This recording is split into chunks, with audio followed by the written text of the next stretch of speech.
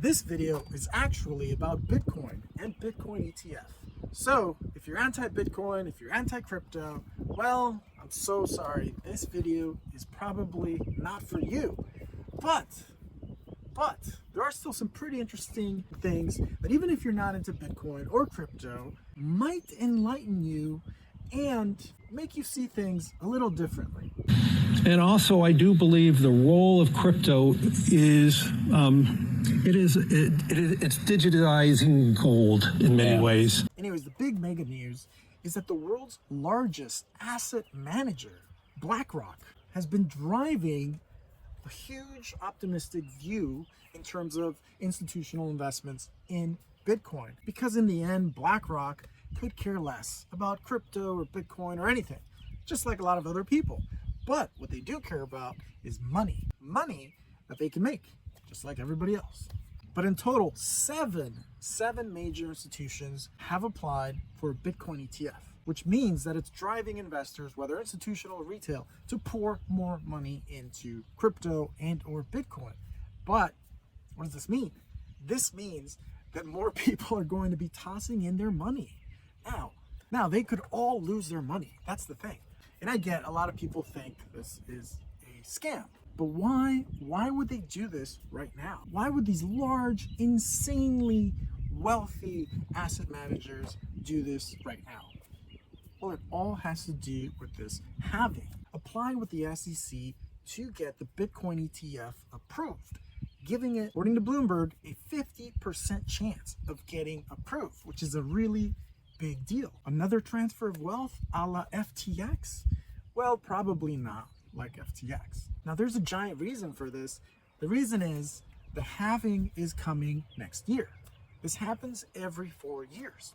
And what that does is make the whole Bitcoin concept deflationary, in essence, making it more scarce, therefore increasing its price. That's where BlackRock comes in. Let's be clear, Bitcoin is an international asset. It's not based on any one currency. And so it can represent an asset that people can play as an alternative. With inflation going basically over the cliff, everyone is looking to put their money somewhere. And gold basically doesn't ever move. So where else are they going to put their money? Real estate, way too expensive. Bitcoin, well, BlackRock seems to think that is a good place to put it. What the heck is this Bitcoin halving? What seems to be the case is that BlackRock and the other institutional investors are thinking that this halving coming next year, April 2024, will be a key driver to pump the prices up because it would make Bitcoin more scarce. And that makes the whole shebang that much more interesting. And essentially, historically, bull runs have started right before the halving. Okay, so let's go into what the hell the halving is. So this concept is actually pretty easy. The whole network rewards miners that basically keep the whole shebang going with Bitcoin. So when miners produce a Bitcoin, they're rewarded a certain amount. Now, every halving, that amount that's rewarded gets cut in half.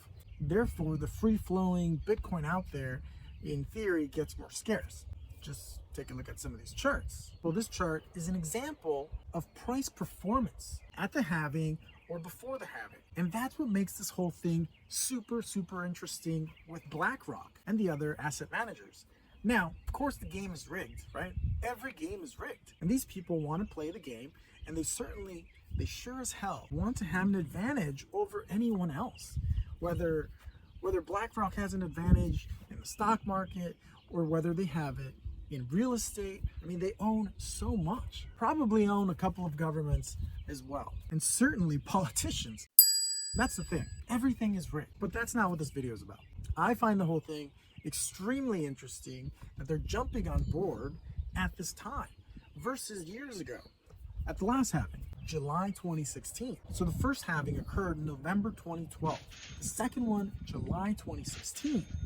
The next one, May 2020. And now it's coming April 2024. So I'm not suggesting to anyone that they should buy Bitcoin or especially not to buy whatever crypto. That's not what I'm saying. What I'm saying is that there are these crazy asset managers, there are these crazy giant money players jumping in And in reality, the end game is actually about money and money manipulation, of course. And that's where the big boys play the game. The game of monopoly, the game of money, essentially the game of life. Does this whole thing with BlackRock make me want to get more Bitcoin? Well, I don't know. I'm thinking about it. All right, guys. Well, if you think I'm being super stupid, well, let me...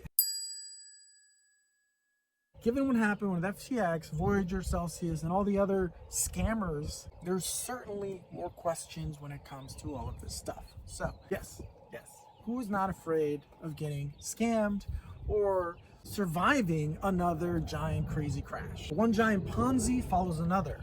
Yes, but what the hell is not a Ponzi nowadays? It's really what I'm wondering. What is not a Ponzi? So of course this does drive optimism up when it comes to the next bull cycle. Guessing a lot of people are extremely reserved right now because of what happened with FTX, and that is totally legit. People are tired of being scammed, and maybe they're tired of the Ponzi schemes. But maybe I'm stupid for thinking about this. Maybe I'm really stupid for thinking about jumping in and getting some more. I don't know. So the money changers of the world, the money controllers. The foundation of BlackRock is about hope. You invest for retirement because you believe tomorrow is better than today. Total seven major players all applying for Bitcoin ETF. Is this good news? Is this bad news? Or is it just another legitimization of the Ponzi schemes? I don't know. All this stuff just makes me think. Pondering out here in the park. Definitely should make more videos outside. Anyways, bye guys. Well, that's it for this one. Thanks for watching. Smash the like if you haven't. Please do subscribe. I'll see you in the next one. Instead of investing in gold as a hedge against inflation, a hedge against the onerous problems of any one country, or the devaluation of your currency, whatever country you're in.